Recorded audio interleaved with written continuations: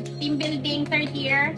So we started in 2023 with the unknowns. February and March, it was the most difficult season sa atin. But we was able to maintain, sustain everyone. Diba? Pag ganun ulit, okay, pag ganun ulit, let's maintain that. God made it possible. Lahat talaga siya yung reason bakit tayo nandito, siya yung reason bakit may mga clients, ang daming mga clients na dumarating, at siya yung reason kung bakit we were able to sustain everything, kahit yung ang hirap-hirap. Of course, Panginoon, yung mga relationship namin, Lord God, ay lalo pang maging deeper, Lord God. Enjoy namin yung fellowship, Panginoon, yung aming gagawin na team building, Lord.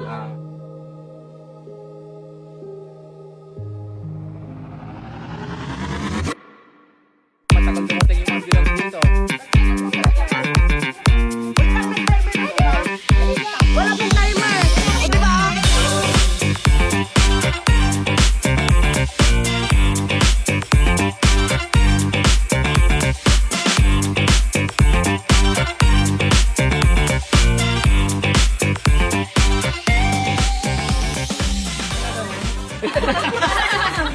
In recognition of his or her consistent presence, punctuality and outstanding commitment throughout the year.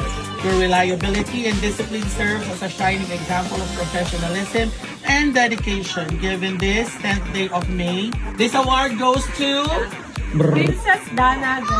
Ang award niya. Siya ay Virtual Assistant Consistency Star Award.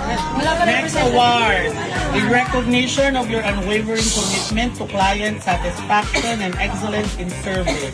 Your ability to understand, anticipate, and exceed client needs has made a lasting impact and elevated the standards of our team. Ang award naman po ay Client-Centric Virtual Assistant. Wow. And it goes to...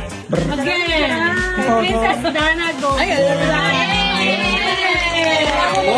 Exceeding expectation and demonstrating excellence in all areas of your work. So, the outstanding virtual So, hindi ko assistant bias award. ha. Sa record talaga to. Very Goes good. to Ryan Ape. Wow!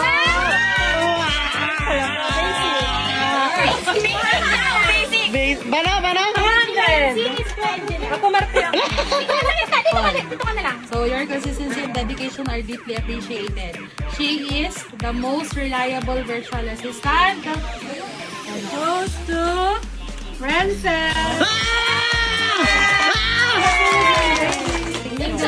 Talaga, may baby. Sabihin yung hindi dedicated. So, the virtual assistant of the year is... Drum roll, please! Renzel!